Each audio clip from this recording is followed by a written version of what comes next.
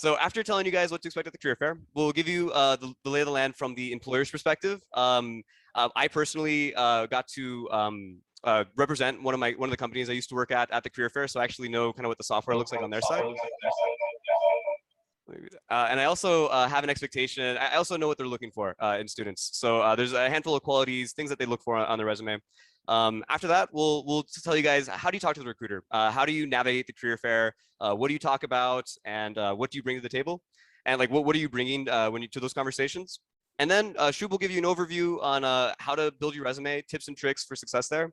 And then we'll pass it off to Divvya, and she'll give you guys a presentation on how to be successful and maximize your prospects on LinkedIn. And we'll wrap things up with a Q&A. So with that said, let's go ahead and hop right into things. So a little bit about us. We are CougarCS. We're the largest computer science organization at the University of Houston. Here's a little bit about our values. Our goal is to help you guys get jobs and maximize your success, make you aware about opportunities, and just be that big mentor that you guys can come to for advice and anything you need to know in computer science. Here's a quick glance at our upcoming agenda, our upcoming events. Tomorrow we have tomorrow we have a company collaboration with Fast Enterprises. This is going to be a resume workshop, so you guys can learn how to put your resume together.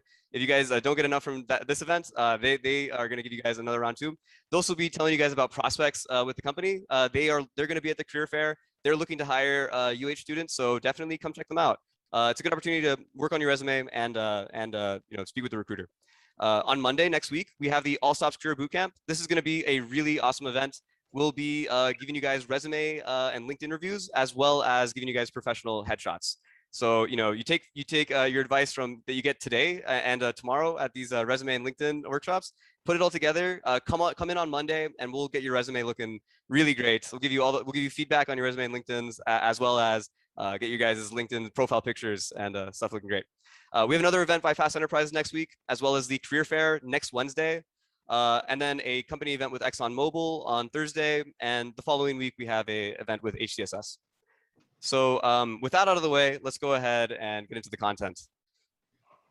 So the career fair at UH. This is an event that is organized by the CS department for CS majors only. I found out that that's a requirement. So unfortunately, if you're not a CS major, you aren't able to attend this career fair. There are other career fairs like the STEM career fair, which has more open requirements. So don't feel discouraged. Definitely apply to those if you guys aren't a CS major. There are still opportunities. Same companies come to both career fairs. So definitely check that out. This career fair is going to be next Wednesday at 10 a.m. to 2 p.m.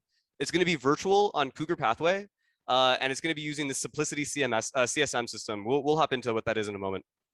But basically, a career fair is a recruiting event where students can connect with employers and recruiters and learn about companies and their opportunities. So it's your chance to mingle with a bunch of recruiters and just find out about what the opportunities they're offering, the requirements, and see if it's something that you're interested in. It's not a place to get an interview. It's not something you're not going to get an interview, walk in and this is amazing. Let's give you an interview. So don't set expectation like that. It's more to start a conversation, learn about opportunities, and get your foot in the door for that first round interview. There's full-time opportunities, co-ops, and internships. So there's something for everyone. And it doesn't matter how your experience is or how old you are. I really heavily recommend that you show up to the career fair. Even if you're a freshman and you feel like you're totally not going to get an internship, I'm not saying that you will, but that experience from putting yourself out there, speaking to recruiters, putting yourself in an uncomfortable situation, it's really valuable experience. It's really good for you to just get comfortable speaking to recruiters because as you continue to get internships and later full-time jobs, you want to be able to confidently and calmly describe describe yourself and sell yourself and tell them why the value you bring. And at this event, you meet with company representatives. These can be a whole range of people. There's usually recruiters. These are people who are specifically are designated to hire people. They're usually specific to undergraduates, so they are looking for you guys, undergraduates and grads. And there's professionals, like people who actually work on the job. Their job isn't a recruiter at all. They actually have a regular job, and these are great people to talk about for insights about the company. And there's also executives. These are, one time I ran into the CIO of a oil company, Hess, Hess International or something. I forget what the name is, but you've run into a mixed crowd, so definitely put yourself out there because you don't know who you'll be having a conversation with. With that said, let's go ahead and take a look at this Simplicity MS system. Here's a video that they put out. It tells you pretty much what you expect, what you can expect at the career fair.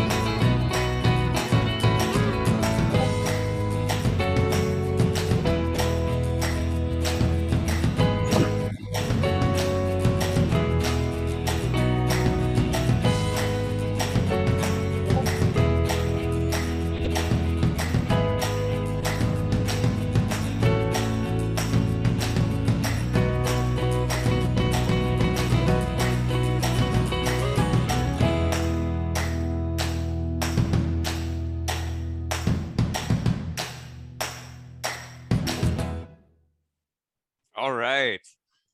Wasn't that music amazing? I see you guys are totally jamming to it in the chats. Is there, we can take a quick pause here and see if there's any questions. I know some people were experiencing issues registering for the career fair on Cougar Pathway. Kind of curious if any of you guys want to see how to do that. Yeah, any questions about the career fair overall before we move on? I actually have a question. Is it a bad look if your queue pops for talking to a recruiter and then you have to hold off because your queue popped to talk to another recruiter? Yeah. It's a bad look, so you have to just pick one? You have to pick one. I mean, it's not a bad look. The recruiters understand. I think like I think they might actually appreciate like the little 5-minute break, like waiting for to see if you hop in or not.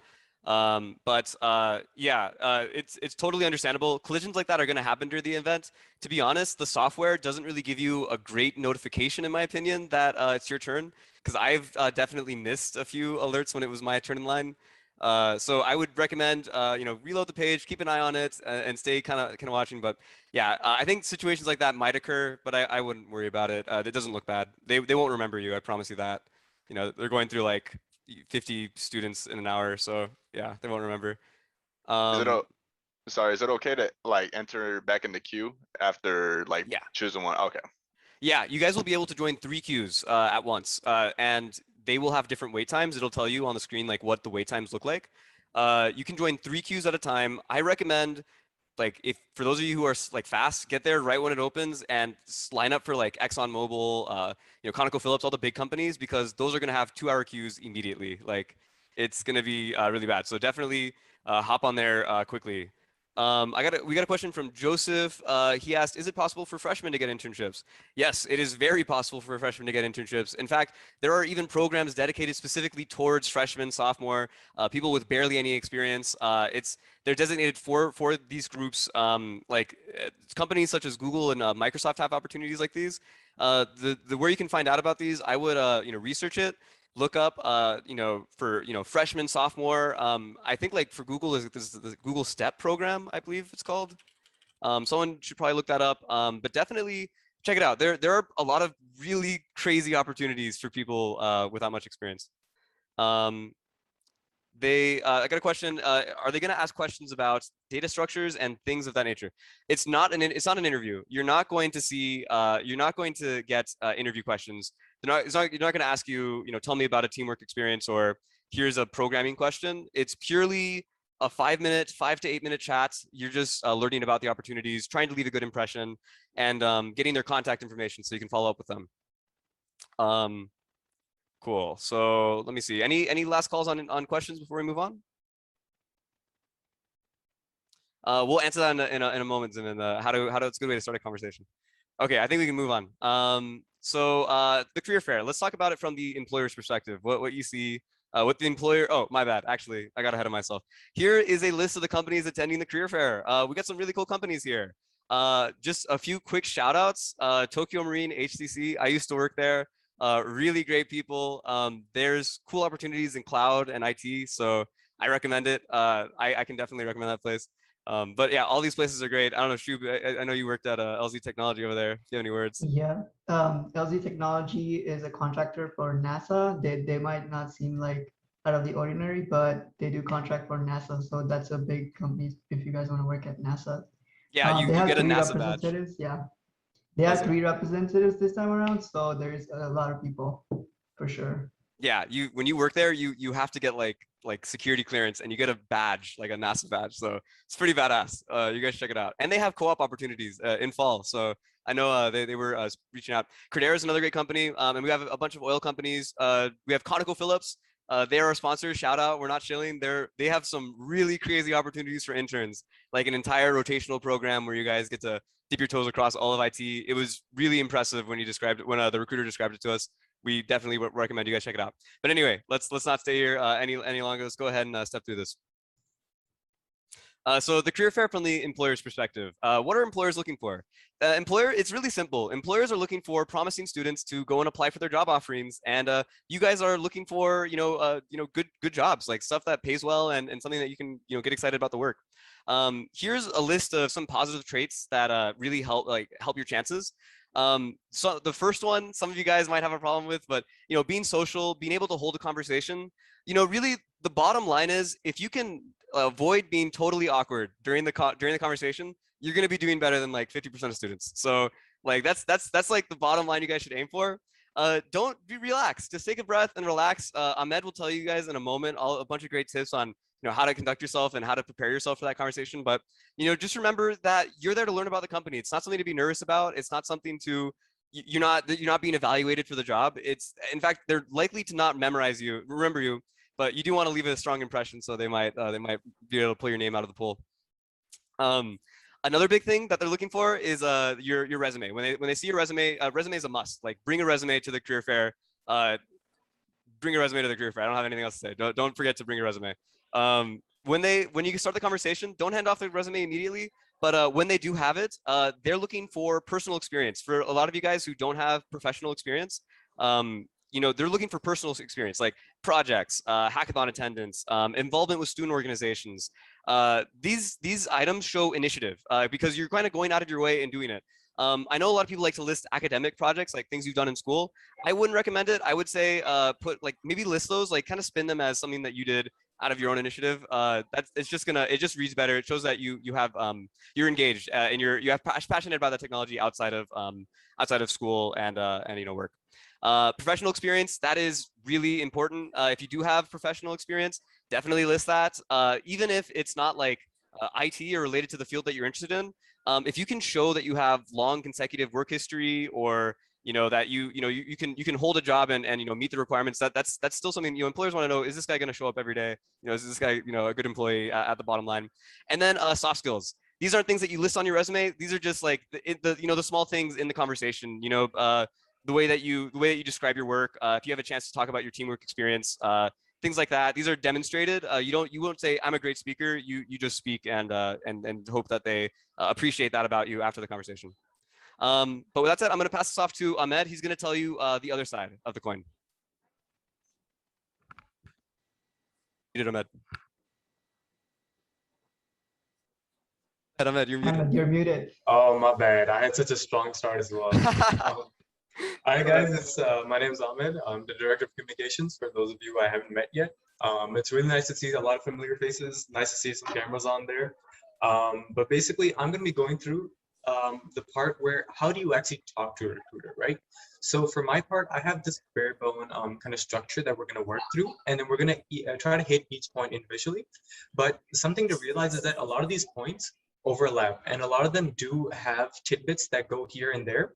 So I'm going to be trying to mention things beforehand as well. So if in case you get confused, oh, why is he speaking about this before? It's because a lot of these things are related. And so main topics that we will cover is what should you talk about with a recruiter, right? And then next we're going to talk about, well, how should you hold yourself when talking to a recruiter? And then questions to ask after, right? So for the next slide, this is actually talking to a recruiter, but this is way before you even talk to them, right? So this is things that we're going to go after this meeting and we're going to get done tonight, right? So before meeting a recruiter, something that's really important is to research core company values. And this is because recruiters are looking for keywords and key aspects that you can demonstrate to show that you'd be a great fit into their company and into their how their organization works, right? So you want to know what their core company values are, right? And then this leads into our next point, which is you come up with brief talking points to cover regarding this specific company.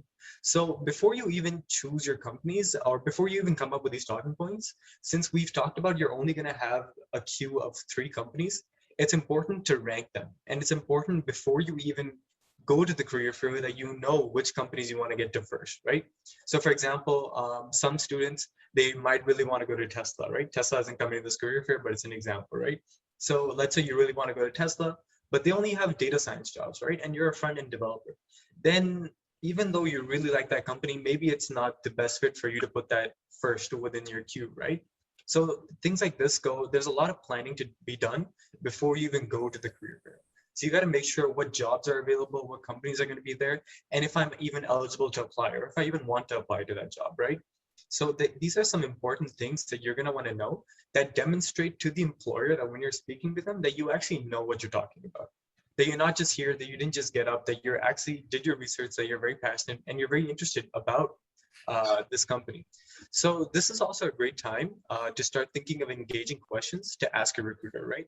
So when you're researching the company and their core values and what the job actually is, this is a great time to figure out about how you specifically would fit in well and what questions that you would have about this position. So this is a great time to start thinking of engaging questions to ask a recruiter. And then for the next slide, this is when you're actually talking really quick. Just to interject, these are some really great points here. Like doing preparation really reflects positively when you're in the interview and you understand the basics of their values. I do want to qualify. It's a lot of homework. That was a long list of companies that we saw on the previous slide. We're not saying that you guys should go through and do your research on every single one of these. Pick a handful of companies that you're excited about, that you think you're interested in, and want to learn more, and do some light reading. You just need to be familiar at a high level about their values and what they do. And if you can come up with some specific questions about things you want to learn about, like if you see, oh, they have an IT internship, you can ask them directly, like, hey, can you tell me about this opportunity? If you come prepared, small things like that, it reflects really positively on you. But yeah, back to you, Ahmed. Thank you for that, Nick. So moving forward, a few things that you want to consider is your elevator pitch, right? And we've heard this term like tossed around so many times, like what even is an elevator pitch, right? Every person you talk to, they're going to give you a different definition of what an elevator pitch is. Some people go like 5 sentences, no more. Other people go like, you got to be ready to speak for 20 minutes, right? There's no real like set formula, and it's going to depend on situation to situation, company to company, recruiter to recruiter. So it's important to have a lot of flexibility in whatever plan you do come up with. So to go on the bare bone or like kind of a basic structure for an elevator pitch, and remember, you can always feel free to customize these things. These aren't set things. You need to be able to adapt these depending on the situation you're in. So the first floor of an elevator pitch, or first level, if you want to call it, is who are you, right? So when you're talking to a recruiter and you meet someone, the first thing you're going to do is you're going to introduce yourself. And when you move on from that, you're going to go tell them what you do. So hi, theoretically, hi, my name is Ahmed Qureshi. I'm a data science major. I'm really interested in data science. And then you hit floor 3, right? Which is what makes you unique.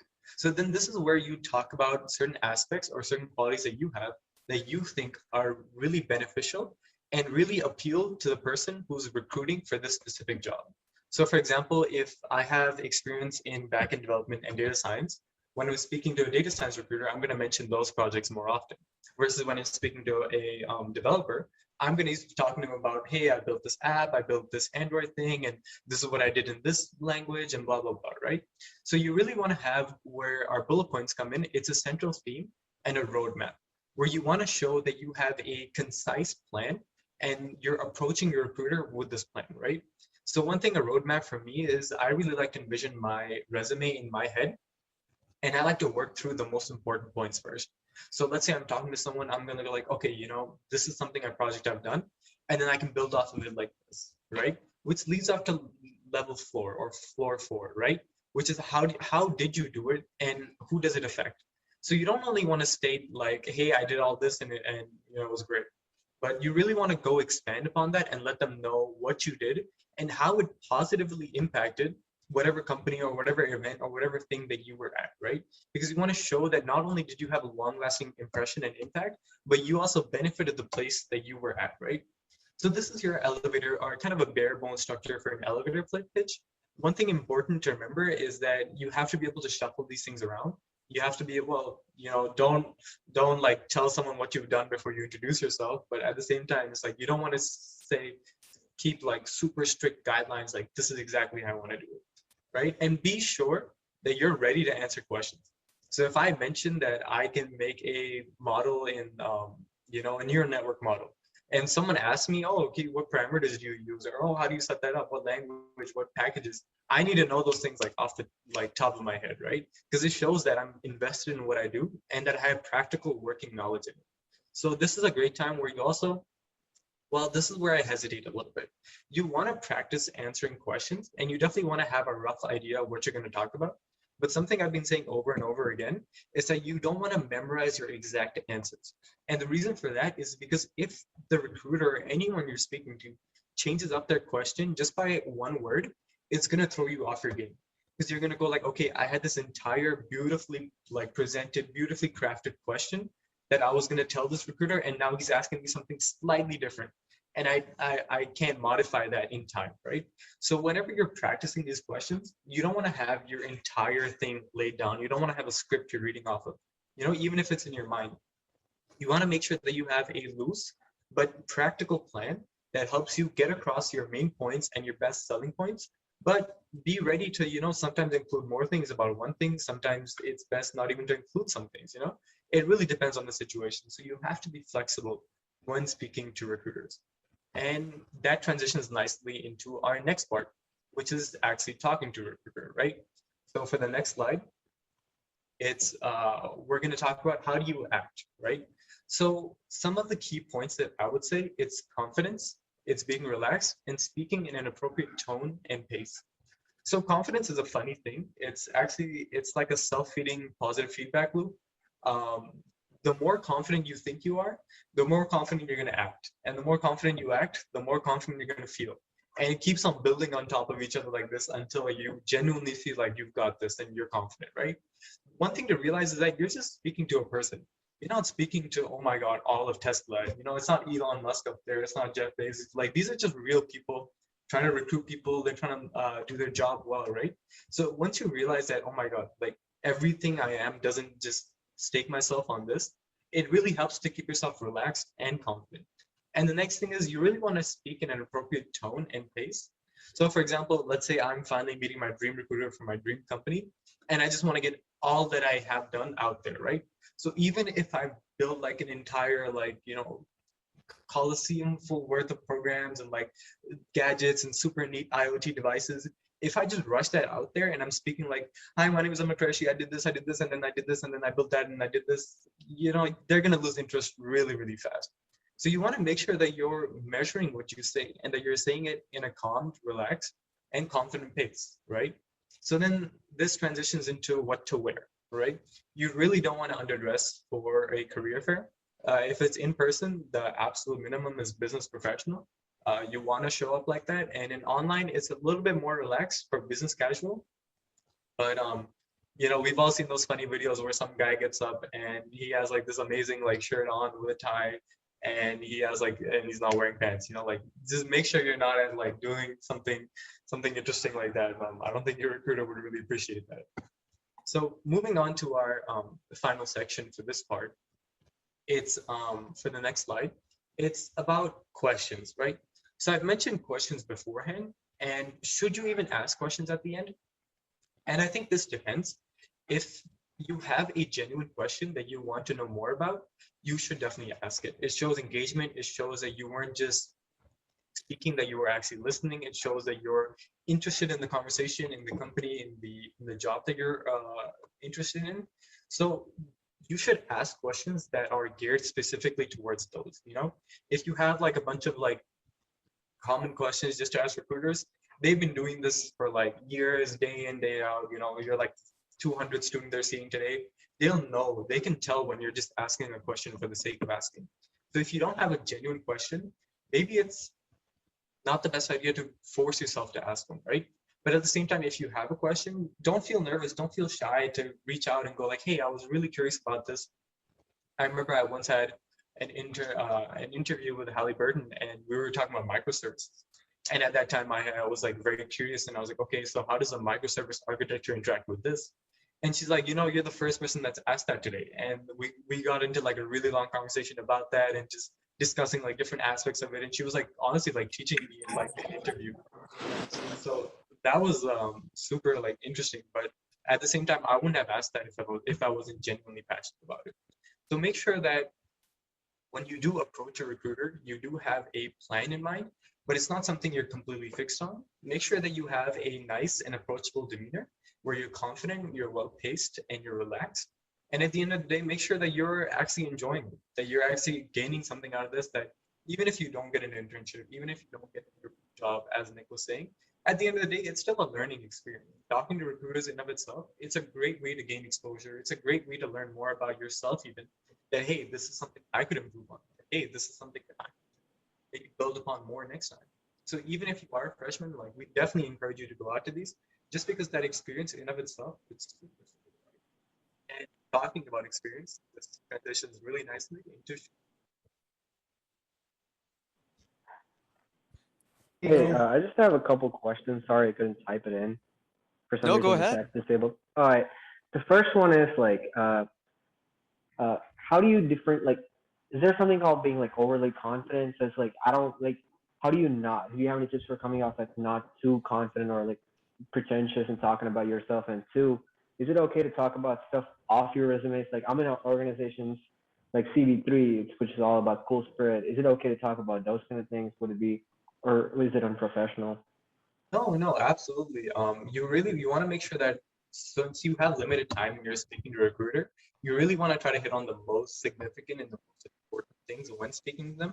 So we all have stuff outside of our resume, and I do talk about things outside of my resume, but all of those things are related to the job somehow, or I feel like it's something I gained that would help me perform this job, right? So I wouldn't like, as much as I love talking about my life, I wouldn't go tell them like, oh yeah, like I love surfing, I can surf for hours, and then they're like, guys, what does this have to do with a computer science interview, So that's the one aspect, that whatever you do mention, try to make sure it's relevant to what the recruiter is looking for.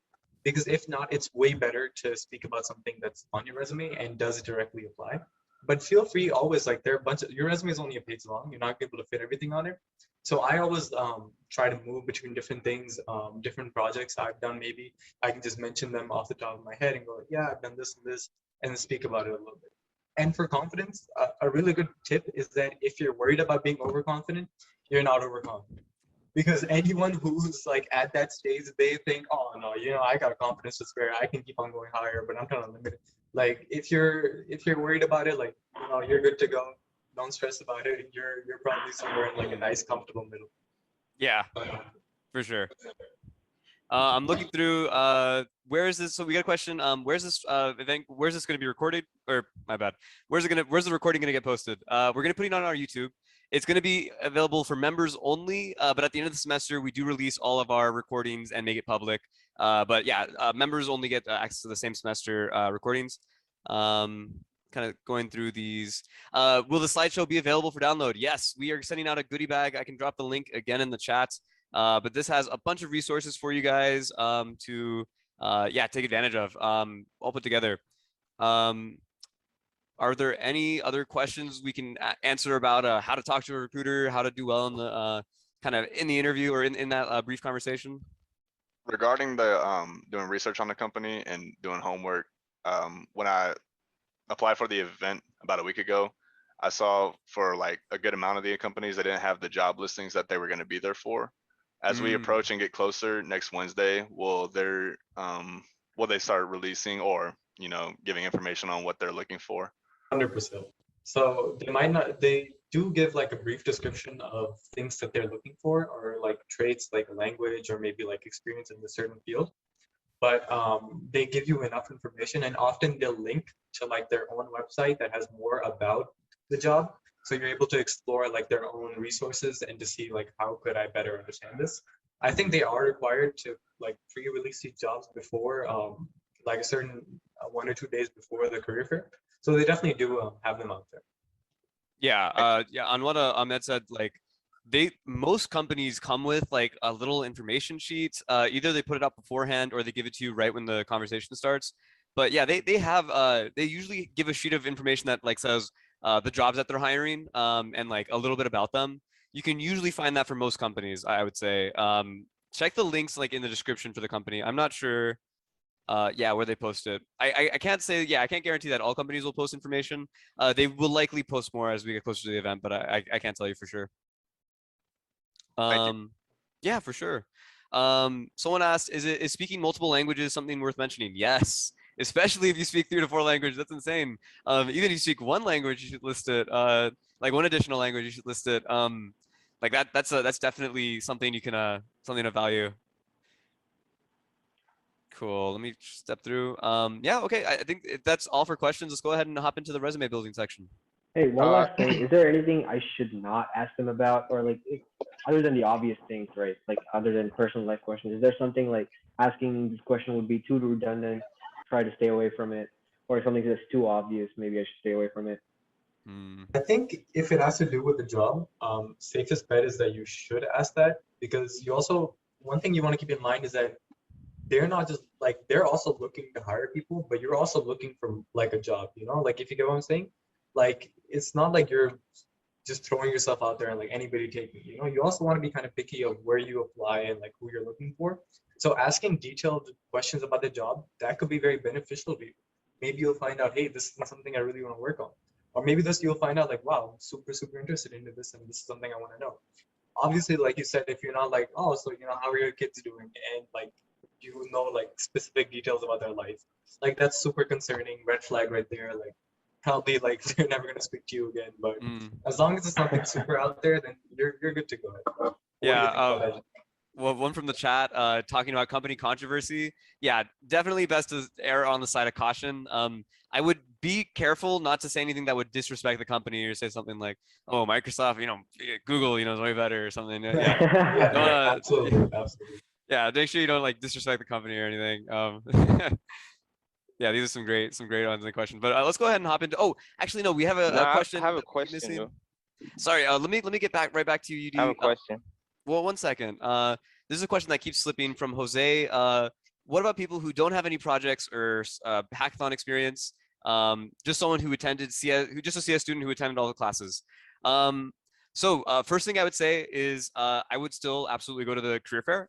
You want to maximize your opportunities, learn about things that are going on, and have conversations, put yourself out there, get comfortable talking to recruiters. I will say that side projects and hackathon experience, it's not necessarily like hackathon, but try and list some sort of project. If you don't have any side projects that you've worked on, refer to your school, something that you've done in class. Just describe the technical solution, what you built, what you learned, what tools you used, something brief. Project experience is super valuable. And I highly recommend that you look into something that you're interested in. A lot of these recruiters are looking for people who have passion in computer science outside of just doing what's required for school. It shows them that you engage with it outside of just an academic capacity. So I will recommend research experience, projects, things that you've done in classes, list it in some abstract way. These are definitely helpful for at the career fair on your resume. Hey, Nicholas, What's I up, have a UD? question. Yeah, so someone was asking about this before, but I have the same situation. So I was going to ask it too.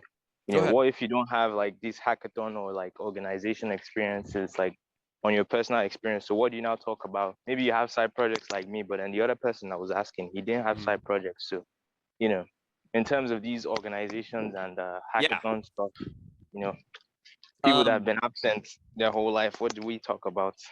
Yeah, things you've done in class, academic projects. I would try and rephrase it as a personal project. There's other things to mention, student org involvement.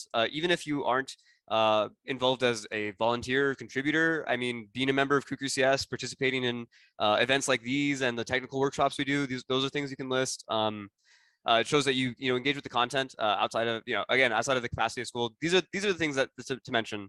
Yeah, I think let me see. And you said you have a so someone asked, I have a project that's not completely coding. It's like 50% coding, and it's supposed to be planning. I mean, guys, list your experience. List things that you feel like demonstrate that you have some personal interest in the field outside of just outside of what you do in school. I'd say like that's as simple as that. I would anything that falls under that domain, I think was fair game. Of course, write that out, get your resumes looking somewhat polished, and then come ask us for reviews on next Monday. Or send it in the resume reviews chat on our Discord. We are happy to take a look. But with that said, let's go ahead and move it along to the next section. Awesome. Yeah, thanks Ahmed and Nicholas for those awesome tips. Moving on to the resume building guide. So I'm gonna give you guys some awesome tips to build a great resume. But first off, before I start, make sure you guys uploaded your resume in Cougar Pathway because there is an approval process for your resume to get approved. So make sure you guys upload the resume as soon as possible before the career fair. Awesome. So if you guys didn't know already, you should for sure have a resume for this career fair. No resume is a no-go. You should definitely have a resume. All right. So format and structure are the core of what the resume is. And I'm going to start off with these topics and give you guys more of an understanding of these. So what is a format and what is a structure? Formatting basically makes sure that you are kind of putting everything on your resume properly. When it comes to fonts and spacing and design, you want to make sure that it's very simple and consistent and flows well throughout your resume. If you're using like a font family on your resume, you just want to make sure that you're sticking to that one font throughout your resume, not using all these funky fonts here and there. You want to make sure that it's very professional, same font throughout your resume. If you're using a font size, let's say you have a font size 14 for your job title headings, you want to make sure that all the job headings are font 14 pixel or 14 point. And yeah, it's just those basic things that you want to make sure that are consistent throughout your resume, because these are small things, but if you mess them up, it kind of hurts your readability when the recruiter is looking at your resume. Also, colors, you want to use preferably like a black or a dark ink on your resume. You can use like one color here and there, but I would strongly suggest against it, just keeping it black and simple. Just sticking to like what the standard approach is like the best way to go forward. And the biggest thing here is sending your resumes in PDF format. a lot of times you're sending our resumes in like doc type format. Here's the problem with it. The recruiter or whoever's looking at your resume might not have all the fonts that you're using. They might have like a different doc reader. And so this is gonna mess up your resume and might not look the way that you actually intended it for it to be. And so the best way to do it is like make it in a PDF format so that universally it's exactly how you intended your resume to be. So make sure you're following these format tips and you'll be good. When it comes to the structure of the resume, you want to make sure that you're separating your resume in education, experience, projects, and skills. And these should be like clearly separated spacing wise, and should have like a preferably like a heading on top for each of these sections. And the way you can organize these are you can put the education on the top, then you can go down with the experience, and then projects and skills. This can vary a little bit. So I think most of you guys are like in school right now, so it would be beneficial to put like education on the top. But as you grow in your career and you have like a few years of experience under your belt, what you can do is switch it up so you have your experience on the top, and then you can follow up with the education part. Also, some recruiters tell you to put skills on the very top above your education section. That is also fine. You can put it on the top or you can put it like at the very bottom of your resume. So either way is fine over there. But one of the key things is making sure that you put your name and contact information on the very top of your resume. Your name should be literally the first thing that the recruiter should be seeing on the resume. And this could also be like, your name could be like the biggest font possible on your resume. And following up with that would be like your contact information for the resume. All right, so this transition into like the content part of the resume, what you should actually put when you're building this resume up. So for the content section, contact part of your resume, absolutely include your name, phone number, and your LinkedIn profile. For engineering roles, you can include your GitHub and your personal website if you have it, but make sure you absolutely have your email, phone number, and LinkedIn up there. Some people also include like a city where they are, but right now most of the roles are remote. So if you don't mention your city, that's fine. If you want to mention it, that is also okay. In the education section, what you want to do is put the name of the university. So University of Houston, and you want to mention your degree like bachelor's computer science or something else that you're taking, and then your major and your minors in there. On the right hand side, or well, not the right hand side, anywhere on your resume, you can mention like your month and year after graduation. A lot of people mention like spring 2020, spring 2022 or fall 2022. Make sure you're mentioning your month and year for the graduation, not like the semester of it, because recruiters need this information to put you in like for certain positions. Also mention your cumulative GPA. Some people mention their major GPA, that is okay, but they do need your cumulative GPA for the resume purposes. So don't forget that part. Moving on to the professional experience. So this is like the most important part on your resume, and it's like the bulk of your resume and your, so it basically takes the bulk of your resume. So when you're speaking about your experience, you want to make sure that it is concise into and separated into bullet points rather than short paragraphs. It makes it very easy for recruiters to scan through your resume and just read through small points here and there if they need to. Short paragraphs really make it kind of messy for them to read it. And when you're writing these bullet points, there is this very universal format that says accomplished X as measured by Y by doing Z. This is recommended by a lot of recruiters when you're mentioning your highlights of your experience. So if you follow this, you'll be very successful in terms of getting your resume out there. You don't have to necessarily follow this for like all of your bullet points, but make sure that you follow this for like most of your highlighting when you're highlighting your experience.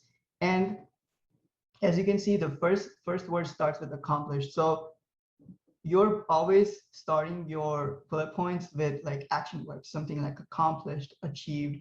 And there's like, if you can Google like action verbs for resume and go to the image section, you can see a whole bunch of these action verbs that that are given to you, then you can use them in your resume, and they're divided into separate sections like leadership or like development and stuff like that. So you can use those action words however you like on your bullet points. And one another important thing is when you're writing these bullet points, make sure you're speaking in active voice rather than passive voice. Active voice speaks really well when you're writing these bullet points. So make sure you're doing that.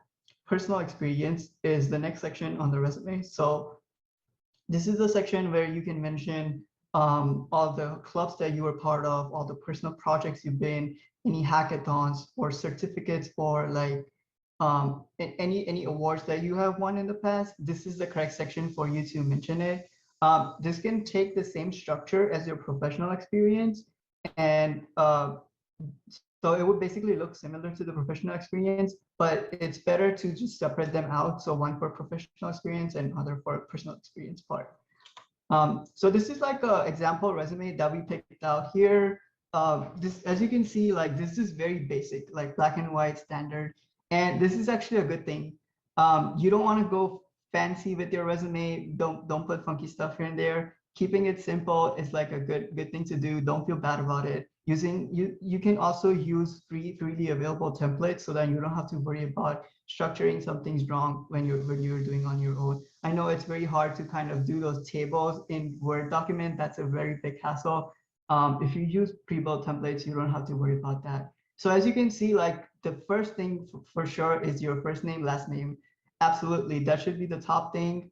Following up with that is like your city, your email, phone number, your LinkedIn, and as I mentioned, you can put your GitHub and personal website here as well. Right below that is the education section, and as you can see, they are highlighting the university name there. So you want to absolutely do that, and followed by like the degree and your GPA. Below that is relevant coursework. So this is also like a good content for you guys. You can put all the good courses that you've taken. Make sure that these courses are relevant to the role that you're applying for. You don't want to put history here if you're not going for like if you're going for like an engineering role. It's not relevant. So put like layer structures, algorithms, things like that that really resonate to what you have learned in the past. On the right side, this is where you would put the location and your graduation date. So make sure again, graduation date is in month and year format. You can put other education below it, but moving on to the experience section, as you can see, like this person had 2 experiences, and and you can see like those 2 are clearly separated with like consistent space between them, and that same space is between the 2 education sections as well. And so you want to make sure that your spacing is consistent, like this one here. And in their experience section, start off with the company name, followed by your title, and on the right side, just the location, month and year format for whenever you're there, and then just the same bullet points for highlighting your experience at the role. Below that is the leadership and activities section. So this is a good area for you to put all the clubs that you've been part of, any hackathons that you attended, things like that. And this is also a great place if you want to put your personal projects, or you can create a similar section below it to put your personal projects. And what this would be is like an organization or like a name of your project. You might not have a role for your personal projects, but you want to mention the date on the right-hand side just for the recruiter to know, okay, this project was very recent, this project was very old, things like that. And in here, one thing to add that is different from the experience is that you might want to use like the first bullet point to kind of explain what the project is or what the kind of the role was in the hackathon or just any club. Basically, the project name would not speak for itself. So you might want to use like one bullet point to explain what the project is, and then the second bullet point to kind of highlight like a key achievement that you had for the project. Followed by like the skills and intersections. This is where your programming languages goes, your libraries, frameworks, and things like that. You might want to put like interest and maybe some soft skills here, but that's just very optional. If you want to do that, you can do it here. But I think it's going to be very filled with all your frameworks and libraries and things like that by itself, that you're not going to have enough space to put all that stuff. But moving on to an ATS system. Okay, before we move on to an ATS system, does anybody have a question on these resumes?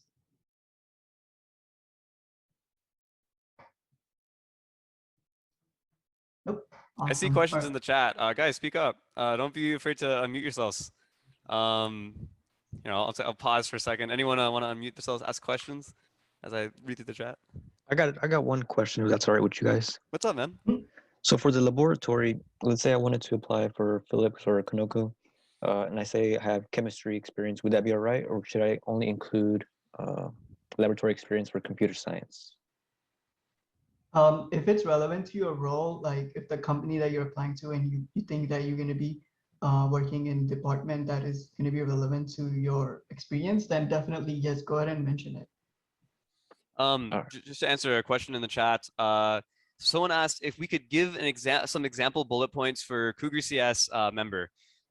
So the thing is, as you'll see today, we aren't providing you guys like an editable resume template or a specific like questions to ask recruiters or specific things to put in your resume. And there's good intention behind that. We could very easily give you guys some things that might shine on your resume, but you have to consider that these recruiters are going to see all of you guys. If we give you guys a resume template that you can edit, or we tell you to put like specific things, they're going to hear the same thing 50 students in a row.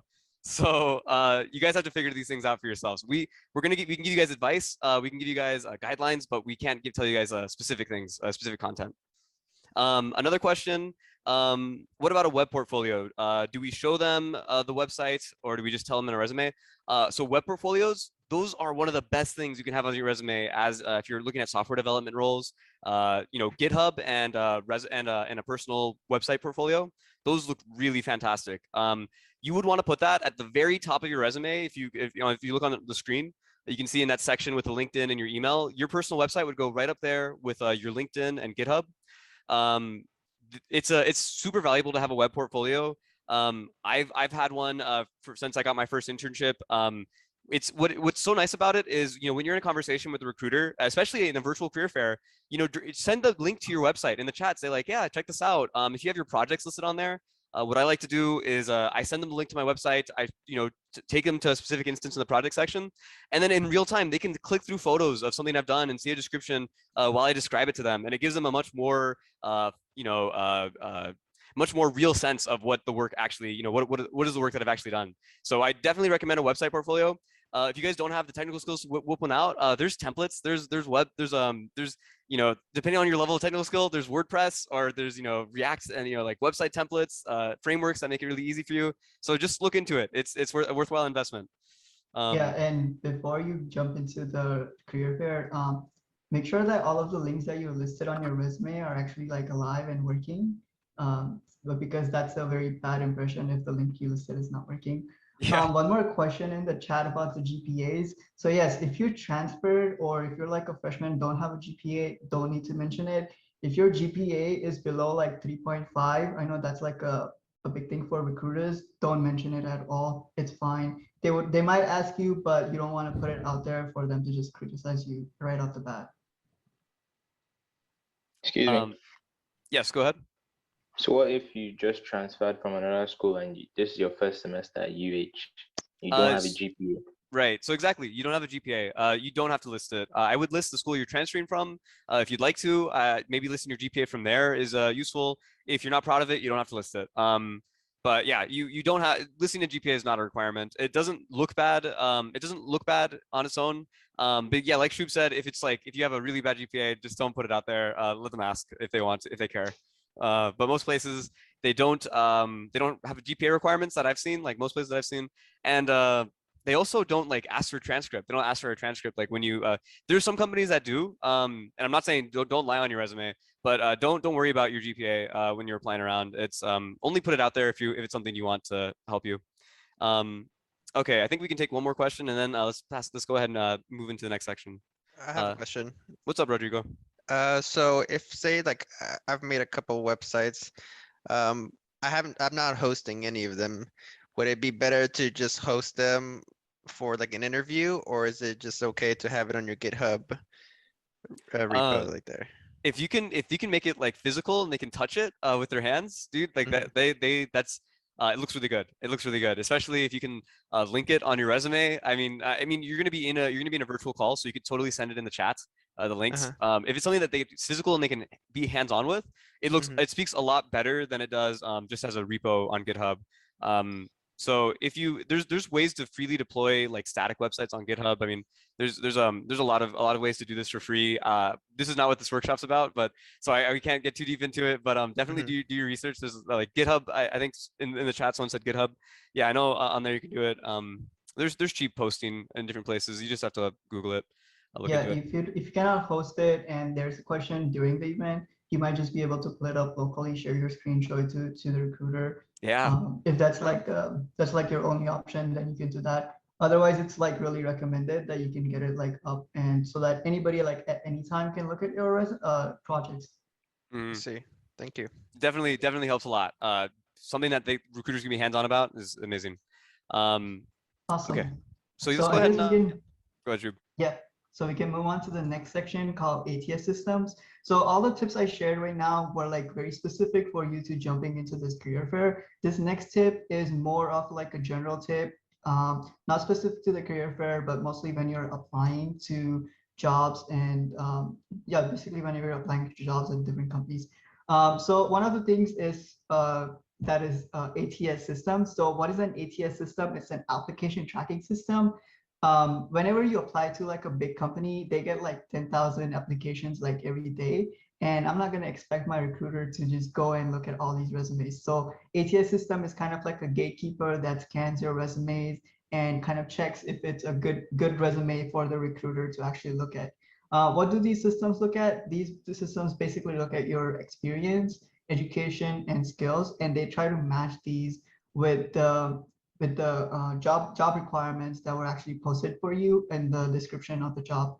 So the way that they match these things is by the keywords. So the keywords that you mentioned in your experience, they would try to see, okay, we require C++. Has this person ever worked with C++, or is that one of their skills? If so, then you kind of get like a check in that regards. That's like a small example, but like these are like robust systems. So how do you pass with one of these ATS systems? Because these are like kind of like a gatekeepers. There's two ways to basically do that. One is like keywords, and another is the proper structuring. Keywords is a big topic on its own, so we'll get back to this. But proper structuring goes back to what we just covered. Make sure your resume is simple so an ATS system can kind of scan through it and understand, okay, this is experience section, this is education section. Because if you go with funky layouts, they might not understand, they might misunderstand your experience for education and might not like represent your skills properly, and you might not pass through an ATS system. So make sure you're proper structuring so ATS system can understand your resume. Keywords are basically words about like your languages, frameworks, libraries that are in your resume, and these are words that are matched to, against like a database of keywords for like a job or something like that. So whenever you're working on a project or like your work experience, make sure that you're highlighting like, okay, I did this, but it's better to say I did this in Python, I did this in C++. So these are some of the areas that you can pull in these keywords for the ATS systems and recruiters to kind of see what you actually use when you're working on a certain project. Also class names. Class names are like data structures, algorithms. If you did like some data science or something like that, those are like some of like really good ways to kind of mention these keywords. Apart from it being like relevant to your education and your degree, you can absolutely mention these class names and they would help you in this keyword matching for the ATS systems. Some of the helpful tools is vmock.com. This is provided to all students in UH. And this tool is absolutely amazing. You get like 10 resume uploads for VMock, and it would kind of scan through every single line of your resume and kind of tell you that, hey, you're overusing this keyword, or you're not highlighting this bullet point properly, something like that. It's like an automated system. That's why I mentioned it here. So it looks at your resume and gives you like feedback in like minutes, and you can improve your resume based on the score that they give. Jobscan.co is also another tool that would take like a job description and your resume, and it would kind of match you against that job description and tell you like, okay, yeah, how good are you against this job description that is provided to you? So that's another good tool. And the last one is Resume Parser Vercel.app. This is just some app that somebody built this out. This is a very helpful tool because it literally takes an API from an ATS system, lever.com. This is a big system that a lot of companies use. And so it kind of shows you that, okay, if I give my resume to Lever, how would it parse it? And so it's a good way for you to see that your structuring and your everything, your experience and everything is being properly seen by a system, and you're not messing things here and there. So that's a good tool to just see that your structuring is not out of the line and things like that. A key thing to mention is keywords are really nice to have on your resume, but don't go overboard with the keywords, because once you get past to the ATS system, you're gonna be your resume is gonna be seen by like a recruiter, and if you just put like a whole bunch of C++, you're just gonna get outright rejected for sure. So you need to strike like a right balance with keywords and making sure that you're speaking to what actually your skills and experience is. Awesome. So that transitions into some do's and don'ts, basically a summary of what we talked about today. So keep your resume to keep your resume length to 1 page. This is important. Some people do go to 2 pages, but I would say just stick to 1 page. If you're going above 1 page, you're putting too much on your resume. This is just like a summary and you're not writing an essay about yourself. So it's like an absolute rare case. If you have done so much research, so much experience, then maybe it's okay to go to 2 page, but it should be absolutely 1 page. Like we mentioned, PDF format, don't make it in doc. PDF format is the way to go. Keep the basic structure. It might sound very basic, but believe me, it would help you for sure. And don't forget to include your personal projects on the resumes. CS majors definitely have an advantage here because we can build stuff on our own and put these things on the resumes. So why not take advantage of it? Build awesome projects, put these on your resumes. And heck, if you're like if you just moved into this major, or if you're like a freshman, this is basically like a substitute for you to use instead of your experience. This would basically speak for your experience. If you don't have an internship or something like that, build cool projects that you're actually excited about and just list them on your resume. This is like an awesome thing to do. Some things to avoid is having like an objective section or a references on your resume. I know people used to do this a few years back, but you don't really need to do this. This would just take like valuable real estate from your resume, especially if you need to keep it like 1 page. Having the sections are like meaningless, so avoid having these on the resumes.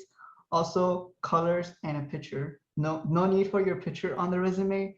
Don't put that, and avoid using funky colors for sure. Also, this is a big thing. Don't put progress bars for your skills. These don't mean anything. Putting 5 blocks for HTML, 3 blocks for CSS. This does not quantify your skills. It's a very bad way to put these skills in that order. Just having those HTML, CSS keywords in your resume is enough for the recruiter. And another big thing is don't put stuff on your resume that you're absolutely not comfortable interviewing in. You're going to be asked questions, anything from your resume. Anything on your resume is fair game for recruiters to ask you questions about. So if you're putting Java and you just written like a hello world application in Java, that's not an excuse to put Java on your resume. Don't put it there because they're going to ask you some hard Java questions. And if you fail that, it's going to put a bad impression, and everything that's even correct on your resume might lose its value. Awesome. So that transitions into some key takeaways. If you didn't listen to anything, make sure you take these key takeaways from this presentations. The career fair resumes are a must. Don't forget your resume. PDF format, 1 page only. Make sure you optimize for ATS systems because those are like big gatekeepers. It's not a bad thing to use pre-built templates. Honestly, they provide you the structure for building your resume. If you don't have a resume, going with the pre-built template is absolutely fine. It would actually help you rather than hurt you. So go ahead and do that. check for spellings and grammars. So it's a very basic thing, but remember, this is a very formal document about yourself. So read through it 2 or 3 times before you're submitting your resume, making sure that spelling and grammar errors are not there, because it looks very unprofessional. Use the VMock tool, because that one's absolutely amazing. I've used it. I would recommend everybody to use it. This is a great tool that you can just get feedback on your resume and just update it. It's like real-time feedback. Just update it. Go back, check your resume again, and make sure you guys come by to All Stops Career Bootcamp. This is an event that we are hosting on September 13th. That's the upcoming Monday. We're going to provide you free LinkedIn reviews, free resume reviews, and also professional headshots. So don't miss this opportunity. It's actually a second part of this event. Here we're giving you tips on how to improve it. In that workshop, we're going to provide you reviews on what you did and how you can improve upon that. So with that, I will pass it on to Divya, who's going to give you some awesome LinkedIn tips. All right. Hello, guys. I can imagine y'all had a long, hard day of school. You've been in front of your computer for a hot minute now, and it's like, damn, can I just get a job and go home? Trust me, been there, done that, and I feel that. So I'm going to try and make this as interactive as possible, less wordy, and hopefully I don't take all of my 25 minutes. So let's get right into it. Yeah, Red, trust me, I just came from an 8-hour job, and it's a lot, right? Life is a lot. So I'm excited. I'm going to share my screen real quick to pull up my presentation. Again, it's not a ton of information. I tried to keep the slides as blank as possible because when I sit through trainings, it's like, please stop talking at me. But I will say that a lot of the information that they mentioned to you guys today is everything that I could, like, if I could tell you guys anything about a career fair, they like took the words right out of my mouth. So do not underestimate what they're saying. It is so important. Like, please listen to what they said because it's such valuable advice. All right. So when we think about LinkedIn, I don't know how many of you guys have LinkedIn. I can't really see the chat. So ideally, you all should have at least an account made, right? If you don't have a profile set up, that's what I'm here for. The idea is to digitally sell yourself. We know that because of COVID, your LinkedIn is now your 24/7 resume. That's how recruiters are doing their job. Headhunters people think that headhunters, their job is to just casually recruit people. No, they have quotas. They have to recruit a super number of people, et cetera, et cetera. They have numbers to hit. So what's the fastest way to do that without going to career fairs? Looking at your LinkedIn, because it's free and it's right in front of them at any point of the day. So there we go. This is just a little bit about me real quick. I graduated from the Bauer College of Business. I went through the sales program at U of H. It absolutely changed my life, and it is not open to just business majors. So if it's something that you think you might be interested in, feel free to one-off with me about it. I absolutely love that program.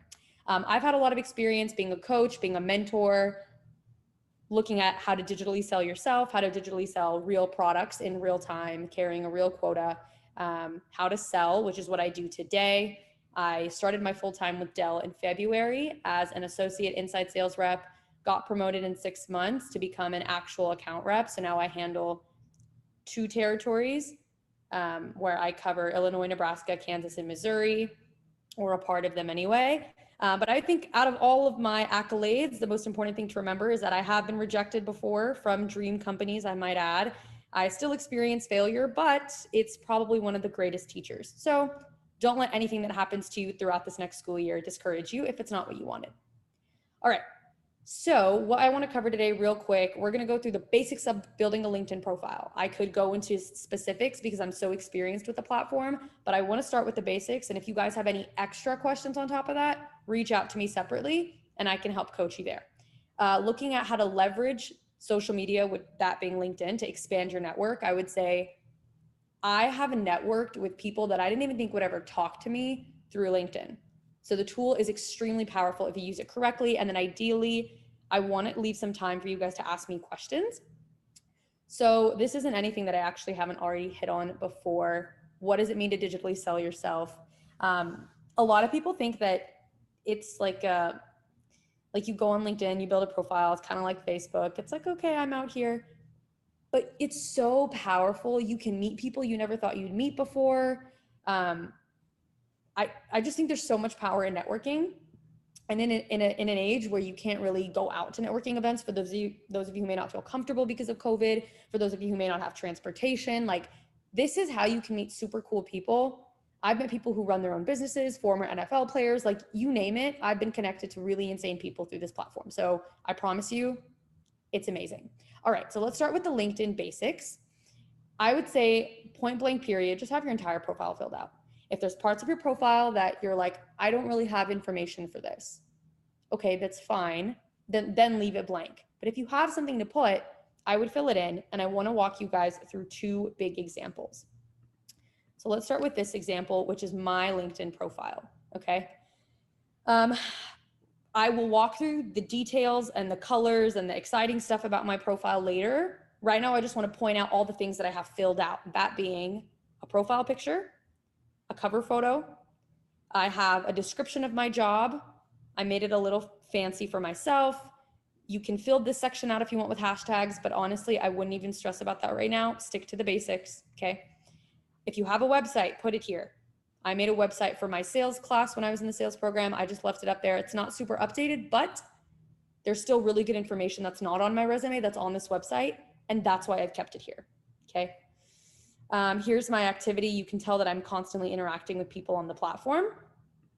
I have a full bio that not only talks about who I am as a person, it talks about my job at Dell and my description of the company, something fun and related to, like, not necessarily professional. It's just a little bit about my personality. I've got my experience filled out. I've got all my university stuff filled out. This was a class that I took. All my stuff with the sales program. I mean, like every little piece of information that you can fill in, obviously make it valuable. Don't put dead information there that you can't speak to. Internships, etc. I've got education. If you have certifications, you guys have been talking about certifications, leverage the heck out of this. Volunteer experience, skills and endorsements. There's like 80 people on this call. If you know someone remotely well and they can confidently endorse you in a skill, do it. Have them do it. You might not think it's a big deal, but I will explain why it's a big deal later. I don't want to get into that. Recommendations. This was something that they had us do at Dell, so it's a plus point. If you have accomplishments, you want to talk about languages, go for it. Whoever speaks 3 to 4, put CougarCS here. Put your Dean's List stuff here. I would just like fill it out as much as you can, okay? I'm not going to really go through the second example unless you guys want to see it, because I think that pretty much is all I think that you guys would need to see. So if you want to see the second one, let me know, but I'm going to move along. Okay. So when you're filling out your LinkedIn profile, the biggest thing that I think will make you stand apart is letting your personality show. And the 3 ways that I think you can start doing that, just basics off the bat without overthinking: your bio, the content that you follow and repost, and how you engage with others. I'm going to use my profile for the remainder of my presentation because I can speak to it the most comfortably, and it's pretty personalized. So let's start with my bio. If I'm moving too fast, by the way, somebody come off mute and tell me. I'm not going to be offended. I'm happy to slow down. Okay, so this is my bio. I made it myself because I felt like that's truly what spoke to who I am.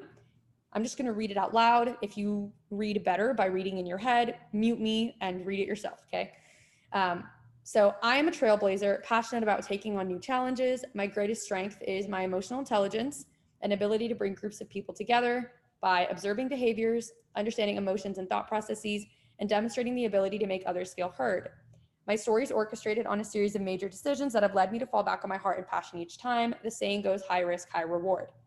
Every single sentence in here is absolutely true. And I've vetted that. Like if you ask me about the last few sentences, it's super true. My life has been dramatic for no reason.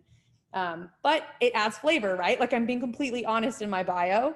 My mentors and my professors have also agreed that my soft skills are extremely, extremely good.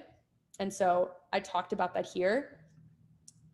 The one thing I want to point out is I want to be in a leadership position as I move forward in my career. So not only have I talked about what I think are my greatest strengths, but this could very well describe somebody who has the potential to be a leader. Think about where you want to be moving forward. If some of you guys want to be a product manager, construct your bio to not only talk about the strengths that you have today, but word them in such a way that imply you have the ability to be that product manager or whatever it is that you want to do. I also have information about my company.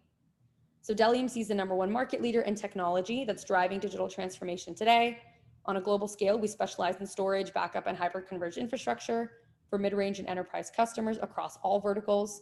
So I had a hype up the company statement. Here's what we do at a very basic level, the second sentence. And then the last one, how do we provide value? We strategically partner with every customer to decrease costs, drive revenue, and consistently remain at the edge of innovation in a rapidly becoming modern and automated world. I put this at the bottom because, to be honest, I care more about people seeing me as a person than I do about this. Like, I think Dell speaks for itself, to where when I get on the phone with customers, I don't have to try and be like, oh my God, buy for me, buy for me. Like, they're like, oh yeah, I know what Dell is. And then lastly, I decided I wanted to make it a little fun. So I said, I'm personally passionate about being outdoors, working out, learning new skill sets, and being an advocate for mental health. So you can customize your bio. Any questions there? Just to add a few quick words, if you could pull up your profile again. This is a really great looking bio. The point of the bio is this is one of the first things that employers see, at a glance when they look at your profile. Like Divvya said, listing your technical skill there is, it has value, but I would definitely recommend, you want to come off as a human. You want to come off as, these people are, you might have your future coworkers checking out your profile, and they're evaluating, trying to get a sense for who you are. It's a really good opportunity for you to kind of describe yourself holistically, technicals, but also your human elements. Very good call out. So the second thing was content that you follow and repost. So I follow, easiest example, TED. This is actually the perfect example. Okay, cool. So I follow TED conferences and TEDx. I love TED Talks. I will watch them for fun because I think I learn so much from them.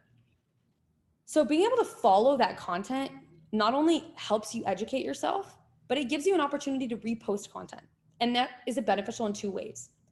One, you're positioning yourself as somebody who, not an educator in that space, but like the more that I post content around empathy, for literally, did I not mention that emotional intelligence was one of my skills in my bio, right? Like, you're building your brand exponentially. LinkedIn's all about layers, in my opinion. I follow content that speaks to my skills. I repost content that speaks to my skills. I share that content. And literally, I've had people on their own associate these qualities with my brand. So the thing about LinkedIn is you may not see the benefit of it right away. It's not going to be immediate gratification, but trust me, it will work wonders if you keep at it. And then as far as like commenting on stuff goes, so like I posted something else about joy and gratitude and I added a caption. This is a good one, actually. I'll post this. So a lot of you attended Career Fair 101. You can post that on your LinkedIn if you want. Dell had an event called Uncomfortable Conversations with author and speaker and former NFL player Emmanuel Acho. And he wrote a book called Uncomfortable Conversations with a Black Man. And Dell's really good at acknowledging diversity and inclusion, at acknowledging how we need to be better as a society. So I took a screenshot of the event and I put a paragraph about it. Because not only is it really cool, not only can I tag Dell and Emmanuel Acho and get more eyes on my profile, because I'm tagging two of the biggest entities in the nation, but it's also building my brand because I'm passionate about social justice and things like that. Like, people know that that's just who I am. So long story short, there's a lot of ways that you can do that. It's like intentional social media, basically. And then engaging with others. Engaging with others is honestly just commenting on people's posts. As your friends start getting interviews, start getting jobs, putting up things on their LinkedIn, comment on their posts, tell them congratulations. Like, the amount of times people have viewed my profile simply because I've commented on somebody else's post is a lot. So you'd be surprised how many eyes you can get. Lastly, okay, I would not take this tip as gospel. I wouldn't stress about this. I only put this here because it's a nice to know and nice to keep in the back of your head, but do not stress about this until after the career fair or something like that. Basically, I showed you guys a part of my profile where I had people write recommendations for me. If you have a really, really, really strong relationship with a professor at U of H, with somebody at the Career Center, somebody that's a mentor for you, then you can ask them to write a recommendation on your LinkedIn. Don't just ask any hoo-ha person you know because you think it'll look cool, because it's not going to sound genuine. And that's why I say be picky, okay? Somebody that's a mentor, cares about your success, and wants to see you do well, and somebody basically you would ask a recommendation letter for, that's probably a good fit, okay? Or like, I would say CougarCS officers, y'all would be really good people to write recommendations for each other if you've had good experiences working together. This was a coworker of mine who worked at Dell. She no longer does, but that's not important. She wrote a recommendation for me because her and I are good friends and we were actually able to work together. So that's when it brings you value, okay?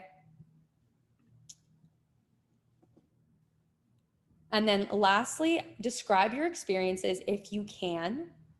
If you don't feel comfortable writing bullet points under your experiences on LinkedIn, don't feel compelled to do it, but I would do it. It doesn't have to be the exact same thing on your resume. It can be pretty similar. But it doesn't have to be as elaborate as your resume, okay? And I would avoid buzzwords. Rule of thumb, more words does not make you more credible, and that applies to LinkedIn, to resumes, to interviews. It doesn't matter what you're doing. More words do not make you credible, and fancy words do not always bring value. Because if this is a good rule of thumb. If I read a statement and I'm like, okay, but what does that mean? That probably means you didn't explain your value good enough. So we can walk through maybe one or two experiences in my time at U of H to give you some context. So, okay, I'll pick two. So this is a key account manager. It's a class in the sales program called Key Accounts. I was appointed to be a manager for my team. So I talked about what I did. I could say that I led a team of 4 and then leave it at that. I led a team of 4 and did what, right? I managed 10. I could say I managed corporate partnerships. But then what does that mean, right? I had to specify. I managed 10 of 37 corporate partnerships of the Sales Institute. And then I could also end the sentence there. I managed 10 of 37 corporate partnerships. Okay, but what value did that bring? Like, you can always layer on. And so I added ensuring successful recruiting events. I helped these companies recruit the sales students. I had partner days for them, and I renewed contracts. But then beyond that, like, there's more value you can add. My team won top team for that semester. I could easily put a full stop here because I think winning top team's cool. How can I quantify that more? How can I add more value? Well, we won top team by exceeding our quota by 123%. And I took it even a step further, resulting in this amount of money. A lot of you, though, have mentioned that you don't have a side hustle. You don't have previous experience, things like that. I think, and y'all can one-off with me later about this, you can honestly add a lot of value around any kind of experience that you have by just spinning the perspective on it. Somebody mentioned that they owned a restaurant. If your restaurant was successful, you could mention how you brought in a certain amount of revenue in a certain amount of months. You can talk about how many customers you had in a day. You could talk about how many staff members you managed to indicate how you lead a team, right? Because that gives you an opportunity to apply for a product manager role, right? And maybe product manager isn't who you want to be 5 years down the line, but at least it's a foot in the door to a company that can give you that network. Maybe it's a foot in the door to a company that has good linear movement. So you can start off as a product manager and then go tell your manager, hey, I think I want to go into this division, and they can help you move there. Like, keep the big picture in mind. It doesn't have to just relate to everything that you're doing in this moment. How can you spin the experience that you have to say, it's going to help me down the line? Does that make sense? Was that confusing or vague in any way? And if, like Nykolas, Shubh, if there's like stuff in the chat that's questions, please let me know, because I absolutely can't see the chat. We'll let you know. No questions so far. Okay, amazing. I think that was pretty self-explanatory, to be honest, but I can go through this example as well. I was a program manager, an assistant program manager for one of the digital selling classes at the sales program. And so instead of leaving that there, I dived deeper into what I did. I was a mentor and a coach, but then a step further, well, how many students was I a mentor and a coach for? And then a step further, what exactly did the class cover? So people know the expertise that I gained being a mentor and a coach in that subject. I'm gonna pause here and move forward, but if you guys wanna search up my LinkedIn profile while you're building yours to take some notes from this, please feel free. And you can even message me as well to say like, hey, how can I word this specific piece of experience? I'm happy to walk you through that. Okay, second piece, expanding your network. This is super self-explanatory. I would just say 3 really good things to keep in mind as you're networking with people on LinkedIn. Honestly, start with people you want to work for. So if you want to work, like I wanted to work for Dell, okay, go look up somebody who's currently a manager at Dell in Austin and send them a message and set up a meeting to learn more about what they do and how I can get a job. People who have the job that I want, right? If you guys want to be, I keep going back to product manager because I saw it in the chat, so please don't kill me. If you want to be a product manager, go search that up on LinkedIn. Find somebody who is a product manager in general or a product manager specifically for the company that you want. Message both of those types of people. See who responds. Get to learn more about what they do in their job. And they can connect you to somebody on their team. They can connect you to a recruiter. There's always a foot in the door. There's always a way in. And the people who can get you the job. That can be a manager, that can be a recruiter, that could be a mentor, that could be a champion. I had mentors and professors who I knew were connected to other people who worked at Accenture. I really wanted to work at Accenture. I didn't make it to the interview round, but I leveraged those people. I was like, hey, I think I want to be a consultant. And one of my professors was like, oh, well, I know somebody who works at BCG. I don't know if you guys know what BCG is, but it's one of the top 3 consulting firms in the world. And he was like, I connect you to someone there. Did I end up working for BCG? No, but that network and that conversation was really valuable because I still have people from BCG viewing my profile every few months. Like that's not a coincidence, right? And so if you want, if you guys tell me if you think this would be beneficial, somebody give me a company and I'll find one person for every category of this. Like if there's a company you guys want to work for, I'll use my LinkedIn to help you look for something. Let's try Tesla. Tesla, yeah, that's what we did last time too. I feel like that's the go-to, right? Everybody wants to work for Tesla. Okay, let's see. Pretty cool company. What'd you say? Pretty cool company. It is a very cool company. Okay, people you want to work for. Somebody give me a job title. What do y'all want to do at Tesla? Software engineer. So, okay, cool. So I'm gonna go to the search bar, type in software engineer, Tesla. Okay, and I'll use my LinkedIn navigator if it allows me to. Okay, software engineer, this guy works in San Francisco. Do not let that stray you away, okay? It's not our fault that Silicon Valley is halfway across the country. This guy's in Texas. Okay, here's what I'm gonna do first. Ideally, it would be nice to have somebody in Texas, which shouldn't be hard because there's a headquarters of Tesla in Austin, okay? If we can't, then alas, we will go to this guy looks shady because they don't have names or anything. Senior software engineer, Austin, Texas. Amazing. Okay, let's just pick this guy. How hard was that? Not that hard. Do I have anything in common with him? Sorry, I hum when I'm searching. My bad. Y'all might have a lot of stuff in common. Somebody said C++, and I was like, sure, doesn't make sense to me. Here's what I would do. No, is my yes, it's working. Y'all don't have LinkedIn Sales Nav though, so I'm not going to use it. I would go to connect. Never send a connection without a message. Don't do it unless it's a friend or somebody that you know will not care. This guy, if they don't know you at all, don't ever send one without a message, okay? If you have concerns or questions about what to say in your message, you can message me, but please, for the love of God, don't do it. Because no one's going to accept your, like, he's not going to do it. He works for Tesla. You really think he's going to want to connect with some one-off kid at U of H? That's like in the nicest way possible. No, because people didn't want to connect with me. Maybe y'all are cooler than me though. So this guy's not working. Oh, yeah, you know what? I definitely agree with Divya's advice. Don't just randomly connect with people. Leave a message. It doesn't have to be something big, but something like, hi, you know, I saw your profile, have admiration for your work, or, you know, say how you might know them, like, you know me from here.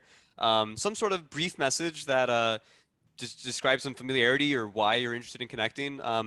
you want to avoid from being too vague, but it's totally okay to connect with people you don't know. Like it's common to connect with recruiters. For example, you want to work at Microsoft, go and look for Microsoft recruiters. Go and look for people who have the jobs that you want to have at Microsoft and connect with them. Say, I think this is really fantastic that you work here. Tell me a little bit about it. And you can totally start networking like that. Literally. So I found this guy, Michael Ingram. He's a staff software engineer. He's been in software engineering for 5 years, has a comp sci degree, has really cool experience. He's been a CIO before. Add a note. You have limited characters. So I would just keep it simple to, hey, Michael, hope you're doing well. I say something about their experience. I'm willing to share templates with you guys after this, but customize the message. Say, I saw that you have a lot of experience in software engineering. I'm currently a comp sci student hoping to go into that field, and I'd absolutely love to learn more about what it is you do in your role. Boom, send that. Not hard. I mean, I say that, but it also took me years to try and figure out what to say. So, okay, people who have the job you want. We just did that. People you want to work for. Let's do manager, Tesla. Program manager. We don't want to really do supply chain, but I think you guys get the picture, right? Search up the product manager. Boom. Operations manager. Like, there are things you can do. You can leverage location if you have a specific location in mind, but to be honest, I would literally go down this entire list. I would, no shame. I would message every single person on this list just to, if it was my dream company and it's really what I wanted, I would do it. And I've done it before. I did that with Accenture and I still didn't get the job. So people who can get you the job. Okay, let's go to recruiter. And then one last thing about people who can get you the job too. Recruiter, we're recruiting at Tesla. Amazing. What do you recruit for, ma'am? She doesn't even, yes, see, she doesn't even say what she recruits for. Y'all, look up this girl. At the very least, she can connect you to the right recruiter if she doesn't recruit for comp sci. 3 mutual connections. Amazing. At the University of Houston, MIS student. This guy went to U of H. I think she went to U of H too. Guys, come on. Doesn't get much better than that. You can reach out to these people saying, hey, I saw that you're connected to Mackenzie Cornish. How do you know her? Are you willing to connect me to her? If she does know Mackenzie well, she'll say, absolutely. Tell me more about yourself. And if I feel comfortable, I'll connect you, right? Because at the end of the day, that girl doesn't want to risk her brand. Or she'll say, I don't really know her that well. We connected randomly. Sorry, I can't help you. At least you tried. And that brings me to the point that I wanted to mention. Look at people who work for Tesla at the University of Houston. People, reset this. We're going to reset this. Hold on. I want to just see how many people from the University of Houston work at Tesla. All filters. We're going to go to school. Phenomenal. Add school. University of Houston. Show results. Wow. Isn't that amazing? 215 results, guys. Come on now. Come on now. It doesn't matter if they're in supply chain. It doesn't matter. I don't care what they do. Manufacturing, I don't care what they do. They probably have a network who has a network who has a network. And that's the golden ticket. Yeah, I have to say, like, there have been so many occasions in my life when I connected with someone on a whim and had a short conversation, and the level of information that I got and all the advice, it was much beyond my expectation. This happened several times. You know, there are people on the internet who are friendly. You approach them friendly, you know, say, hey, I'm interested in your work. Can you tell me a little bit about it? You have no idea where that can go. So definitely just put yourself out there. Divya, we had a question in the chat. If you could show how you got to this filter page, this filter search again, Yeah, just for awesome. I'm gonna do the exact same. So let's go to my LinkedIn homepage. So you open LinkedIn and this pops up. It's a little creepy, but that's fine. All right, we're gonna type in Tesla, okay? Just use, so the search bar is your friend. The search bar is your friend. And anytime you search up anything, plethora of filters will pop up here, okay? So what I did was, I don't wanna know about jobs or any of this other stuff. I just wanna meet people at Tesla. So I click on people. In addition to people at Tesla, I want to filter it for University of Houston alumni or current University of Houston students. So I will go to all filters. Since I don't see school anywhere here, I just assume it's under all filters. And look at that, it is. So then I'll add a school, search it up, it pops up on the drop down. I will click show results, and that pops up. There's many filters you can play around with, and I recommend that you do. But that's how you leverage LinkedIn search filters. So spend some time on your own if you're on free time and you're kind of tired of looking at your phone. Maybe go on LinkedIn and do this. Last tip is these are simple connections that you can make today without a lot of effort, okay? LinkedIn will often suggest connections to you. I don't know how to find that right now. I think if you're like on someone's page, it's always like on the side. Yeah, some of you guys are gonna pop up on here, so just ignore that. Okay, right here, boom. People you may know from Deli MC, right? Oh, I know her. Leverage that. For you guys, it'll often be,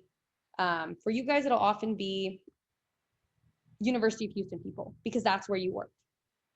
And so what LinkedIn will do is typically, and I'll show you guys how to get back to that page. LinkedIn, it'll typically suggest connections based on what pops up here, right? The things that are most relevant to you. That's such an easy connection to make, right? I already know these two people, but I just forgot to connect with them. So LinkedIn did the work for me. I actually know a lot more of these people. Like I could sit here for hours doing this, but I'm not gonna waste your time. So that's one. Alumni, right? If you know somebody who graduated from the University of Houston, or maybe you instead of looking up Tesla, look up University of Houston people, connect with alumni that you might know, connect with alumni that have mutual connections with you, and see what happens there. Or anybody that you've worked with in a paid or college organization role or unpaid role. Biggest example, if any of you have a good relationship with the CougarCS officers and they feel comfortable connecting with you, the CougarCS officers should honestly connect amongst themselves, right? Like if you guys have a hackathon, go to the hackathon and network. The minute you leave the hackathon, look up every single person whose name you can remember and go connect with them on LinkedIn. Yep. And there's companies at the hackathon, company reps there. Exactly. Yeah. Career fair. Get the recruiters' names, connect with them on LinkedIn. I would proceed with caution there because you should ideally put some sort of follow-up message. And I don't want to open up Pandora's box because I'm focusing on simple connections that you can make today. So focus on these. You want to expand your network, you want more eyes on your profile, do this. And eventually, with slow but steady pace, you will be more noticeable. I promise, because I've had it happen to me. Yeah, and like Divvya said, connect with the CougarCS officers. We know most of you guys. Come interface with us in person. Come to these events and connect with us. We love to meet all of you guys. All right, last thing. This is easy. Just go look. Like if you look up Tesla, the company page, just click follow. Just follow these companies. Stay educated on the industry. It's really that simple. There's nothing major here. Lastly, be an active user. This reiterates back to the same point of when I showed you the posts that I personally made on my page. When you make those posts, just be authentic, also be professional. You can get creative, a variety of experiences that you can mention, your personal experiences, professional experiences. You can post about the Career Fair 101 event, hackathons, post about the hackathon, right? Build your brand around the fact that you are involved in computer science, you like this kind of stuff, something new that you learned, repost your friends' content if it's relevant. You get the picture. It's literally like an intentional social media. And then lastly, we already went through this, always include a note in your connection request. Following up with people if they haven't responded to you sometimes is okay. I don't think you can do that on LinkedIn if they haven't accepted your request, but in general, if you send somebody an email or something, don't be afraid to follow up with them. Please do it. Lastly, I would just say begin with the end in mind. This is a huge, huge, huge thing that I follow in my life. LinkedIn, building your brand takes time, right? In order for people to associate certain qualities with you. So start this today. Nobody's asking you to go gung-ho, stay up for like 2 hours at like late at night trying to build a perfect profile. No, do it in bits and pieces. Don't make it overkill and hate your life, right? Just start a little bit every single day and rest assured your LinkedIn profile will continue to edit itself. I still edit my profile till today. Like just work on it a little bit day by day. And at the, like when it's time for you to get a job, when you are a junior or a senior, the work will already have been done for you and your LinkedIn profile will actually start working for you. People will reach out to you with jobs. Yes, that's actually a thing. All right, if you guys have any questions, I know we got to wrap up. So I'll just, I guess, open the floor to generic questions that you might want to ask the CougarCS team as well. And if you guys want to reach out to me at any point, literally look me up on LinkedIn, send me an email, shoot me a text. I am always available. Yeah, and search is a big functionality. One other thing, just the tip I learned today is like a lot of people share like jobs on their LinkedIn profile. So you can absolutely search posts in LinkedIn, like search hiring software engineer and like a company name, and you'll see like a bunch of posts popping up from the people that are actually hiring for those roles. So those are like good posts for you to kind of connect with people as well. All right. Hey guys, before everyone starts leaving, could we get a picture with everyone together? If you guys could turn on your cameras. Yes, please turn on your cameras. Let's see some faces. Thank you guys so much. Hey man, how's it going? Yeah, I recognize you immediately. Good to see you. Yeah. Let's see some How's it cameras, going? guys. Come on, let's Guys get. are- I'm gonna turn my light on because I'm kid you not, I'm putting this on my LinkedIn. So Oh, by the way, guys, I put a couple links in the chats. There's the feedback form. Please fill it out before you leave. We also made a goodie bag for you guys. This has a bunch of great resources for you guys, further reading, the link to the slides, Divvya's information. So definitely check out that goodie bag. We put together a bunch of great stuff for you guys. But all right, I'm gonna wait a couple more seconds for cameras to come on, and then let's get a picture. By the way, does anyone have advice on how to get all of you guys on my screen? yeah, you're gonna have to take 2 separate pictures, dude. I've done this before. Okay, You're gonna sounds have to good. click to the side and then take it again. All right, let me close the chat. Okay, thank you guys. Let's get some pictures. Okay. Well, number 1. All right, 1, 2, 3.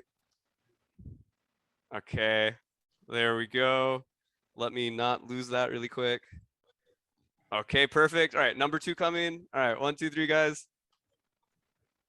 Perfect. Thank you very much. All right, that's perfect. Okay, guys, now we can move on to questions. Thank you very much for indulging me. And feel free to leave your cameras on. Hey, you guys are all looking very good. Handsome looking crowd. I don't mean to cut you off, Nykolas. I do have to run, you guys, adult life. But if you guys have any questions, like I told you, you know where to find me. So don't hesitate to reach out. And thank you. Honestly, thank CougarCS for putting this together because in Bauer, these resources are fed down our throat. But I feel like in other schools, they're not. So y'all are amazing for doing this. Yeah, thank you so much, Divvya. We really thank you so much for your time. That was a really amazing presentation. We're already seeing a lot of great feedback. Everyone is really enthused about your information.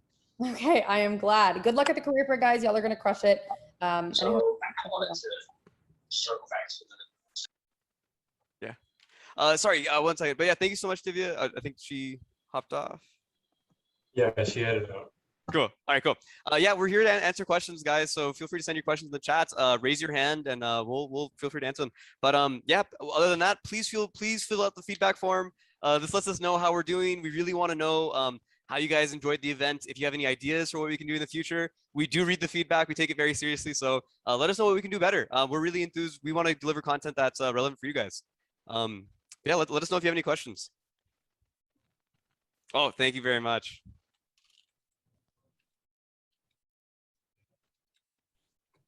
There's a question, is messaging only through premium? I'm assuming you're talking about LinkedIn. No, I think if you're not premium, you have like 5 free in-mail or something. You can, there's 2 ways to message on LinkedIn. You can either do an in-mail message, which is like a premium feature. You get a few for free. Or you can, when you connect with them, connect with a personalized message and you can leave a little comment. How do you raise your hand? I think if you click on reactions, like in the video stream, you can raise your hand. Another question, business professional is the minimum dress code at in-person career fairs. Yeah, if you're in person, wear a suit, wear a full suit, blazer, tie, button down, dress nicely, be clean, brush your teeth, make yourself look clean and professional. These people are hiring. Yeah, don't be the most underdressed person there. Definitely be dressed up. There's a lot of companies that do like sales ahead of the career fair. I know JCPenney does like a crazy deal through UH. So stay tuned for stuff like that because you can get some good prices on clothes. For project recommendations, it's very beneficial if you're building like a personal project that you are like absolutely like you want that tool to be out there. That speaks really well. But if you're just starting out, building like a to-do list or something like that is very beneficial for yourself. And you can also put that on your resume. But if you're looking for like some abstract ideas, there's plenty of YouTube videos. You can just search them up and they give you so many ideas, and they might even have templates for you to just start with the projects. Yeah, that's seriously great advice. And if you guys also want other personal project ideas, come and chat with us on the CougarCS Discord. There are a bunch of people really interested in technology, lots of ideas flowing by. Let us know what you guys are thinking. Those of you who are CougarCS members, we like to do member spotlights. This is a series we're going to be introducing this year. So if you guys have any job offers that you're really excited about, accomplishments, personal projects, send us a message on Discord or email us at info@cougarcs.com. We're looking for students to feature on our LinkedIn and basically share your announcement. And so yeah, let us know if you have anything you guys would like to share. And come and share your personal project ideas or share the stuff that you've worked on in our chats. We love to see that stuff. And we're love to talk about ideas too.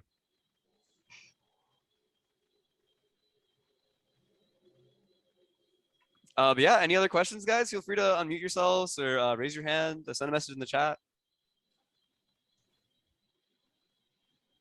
I see. I'll let the guy in the chat go first. Okay, cool.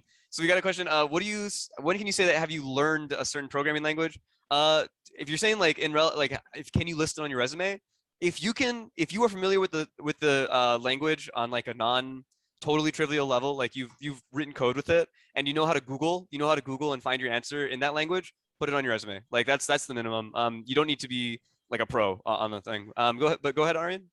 Yeah, so what is it? Is it okay if I put like non-relevant like job experience? Because like I worked at Chick-fil-A for like 2 years when I was in high school and stuff, and then I also did like this. I don't know if this is gonna make sense, but I did like these carry services where you pretty much just like carry people through video games, like raids and stuff, and I had to like explain mechanics and stuff. I was pretty much just sharpening people.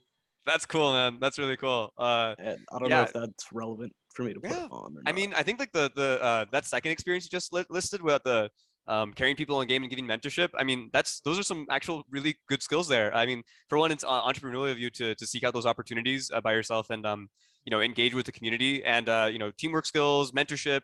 I think that's a fantastic opportunity. You should definitely put on your resume. For Chick-fil-A, that's 2.5 years or however long you said of continued work experience. That's super valuable.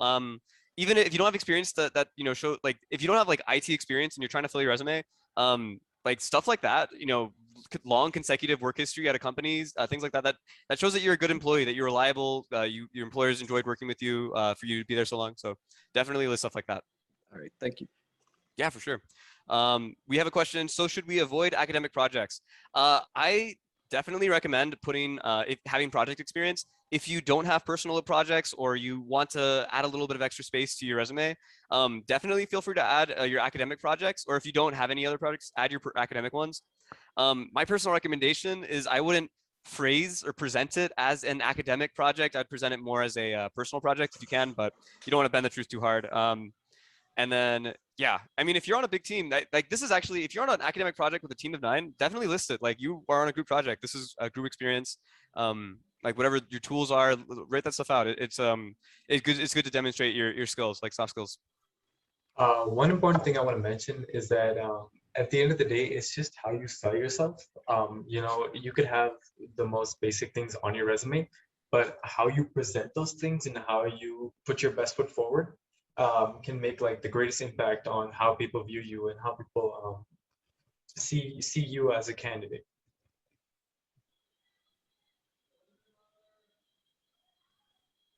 Well, I have a question. Oh, go ahead.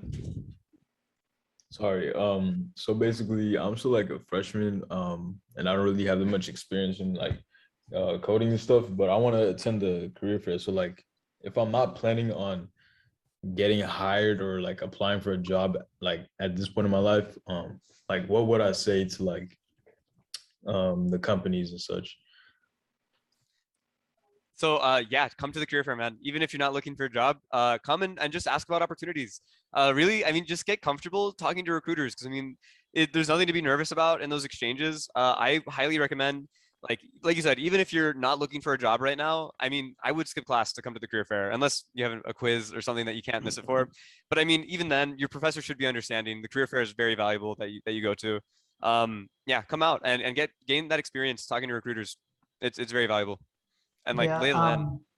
Yeah, because another thing is like you want to really understand what the company actually does because these are like very similar companies that come out to career fairs every year. So kind of try to build a connection with the recruiter, understand if this company is something that you would like to work for in the future, and just get comfortable talking are like one of the key points that you want to keep in mind when you're going into it. I got another question if I can ask another one. Shoot, man. All right, so I noticed that a lot of people were talking about how they just kind of like go through the motions, doing their classes and doing their schoolwork, and not really like working outside of like not working on coding outside of like their classes and stuff, and asking like how they, what is it, talk to recruiters about that. And y'all already talked about that, like phrase your academic projects as not academic and try to like pretty much just highlight like group experience and stuff. But I'm more interested in like, all right, if I want to start like working on myself this year and start building up my resume, how should I be starting doing that? Like personal projects and et cetera, et cetera. Personal projects. Yeah, personal projects. Pick some tools that you don't know about, you want to learn. Good recommendations. If you guys don't know about Git already, learn Git. It's very easy to use. It's not even a programming language. It's just a version control tool. It's used everywhere. Just the idea about personal projects is choose something that you're not aware about and spend some time to learn the skill. You can learn everything online.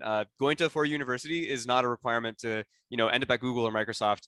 My coworker, I interned at IBM last summer, and one of my coworkers just had no college experience in computer science. All they had done, all the technical experience to their name, was through a 6-month boot camp that they took, and then their very first job after that was at IBM as a software developer. So, computer science in software engineering, there's a lot of paths. It's never too late to develop yourself. Choose projects that you guys want to pursue and get into it. A question: what's an example of a personal project with Git?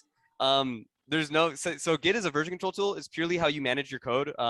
It's like a way of tracking code as it changes over time. Just Google it. It's one of the most pervasive tools in the industry. You're going to see it no matter where you are, and if you're involving code, you're going to use it. More just list it as a skill on your resume. Practice. I mean, get practice using it. Don't just list it on your resume blankly. But it's very easy to use. Another example of a tool you guys can learn, if you guys are interested in picking up learning how to make a website, go and look up how to make a very basic HTML website. Start small. Really, it's just getting project experience on your resume. Yeah, and if you guys are looking for ideas for personal projects, like try to connect with people who are in the software development field and try to be part of committees. So like if you're part of the web dev committee, we have like tons of projects that people are going to be working on in the future. And so there's lots of groups like that which you can be part of and work on a project that is already like the idea is already thought of, and you're kind of learning the skills and the tool sets and also like contributing to it. Also, if you're wondering, like there's a lot of open source softwares. So you can just kind of go to GitHub, see what open source software that you really like, and kind of try to contribute to this open source software. And open source software contributing to it, believe me, it's like one of like really big things that stands out on your resume too. A question: is Udemy worth it? Personally, I've used it like maybe one time. I didn't feel like it taught me very well. For me, I prefer just research, like looking stuff online. Some people prefer a more structured learning experience, but totally up to you. Personally, I can't say I vouch for it, but I mean it's an option, and I think like it looks all right. I mean it looks like something on your LinkedIn if you post like, hey, I have these Udemy certs. Another question: I'm not currently a CS major. I'm in the process of switching. Will I not be able to attend? That's a really good question. I recommend reaching out to the organizers of the career fair. That's the CS department. So the person you want to probably talk to is just look at the CS department at UH and try and find a good contact for there. I don't want to give you someone and get their email blown up. But yeah, just Google it. They have a public email list there. I would ask for more information through them. You may be able to attend. I can't say definitively.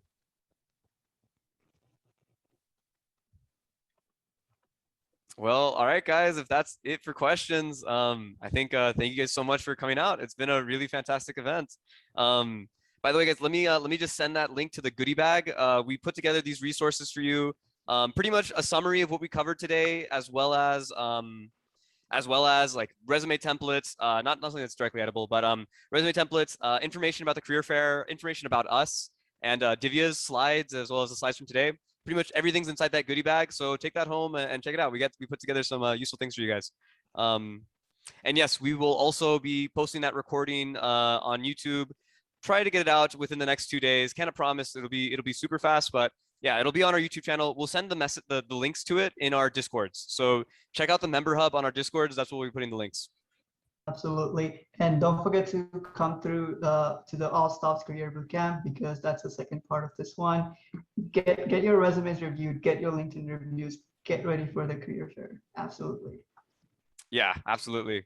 Definitely come by the And All Stops Career Bootcamp. this is in person, right, Nicholas, at PGH? Yes, the All Stops Career Bootcamp will be in person at the Student Center, Midtown Room and Downtown Room. Just come to Midtown Room. That's probably where we'll be directing people from. So, yeah, Is there Student an Center South. attire for that one? Like this? We're doing professional photographs, so whatever you want to view on your LinkedIn or however you want to use those photos. Yeah, so I recommend put on a suit and tie, business casual plus, look nice. Do you guys know what's the exact phone number? Oh, exact room number. It's in Student Center South, Midtown and Downtown Room. I don't know what the number is, but like they have a lot of signs for that. For the LinkedIn photos, yeah, come to the All Stops Career Bootcamp. We'll be doing. There's going to be 3 lines: LinkedIn, resume, and professional photographs. So you guys will get everything done. Definitely come early. We're only going to be for an hour and a half. It's first come, first serve. We're trying to get together a big team, but we can't promise that everyone will get service. So do try and come early. Come to where? Student Center South, Midtown Room, and Downtown Room. Also check out our calendar, Discord, GroupMe, Instagram. We post all those details a lot on those channels. So you'll get to keep up to date with us. Where can you rent suits? I don't have an answer on that. Anyone know?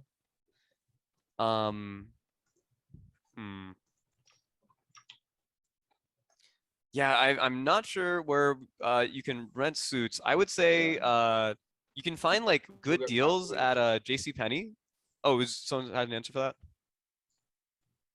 Yeah, you can rent suits from Cougar Pathway. There's this thing called what do they call it? I forgot what they called it, but I spoke with an advisor today. She showed me the link on Cougar Pathway to rent it. Oh, awesome. To rent a tab. Yeah, guys, check out Cougar Pathway. Apparently you can rent a shirt there. That's awesome. But all right, guys, I think Ahmed, Shubh, and I think we're hungry. We're gonna go get some rest. Thank you guys so much for coming out to the event. It's been a serious pleasure. I love seeing you guys in person. Thank you, Matt, for having your camera on most of the event. I appreciate that a lot. Yeah, I'll see you guys at the next one. Catch us at the All Stops Career Bootcamp next Monday. And see our calendar for all the information. Yeah, thank you guys very much. Have an awesome one. Good to see you guys. Great. Thank you.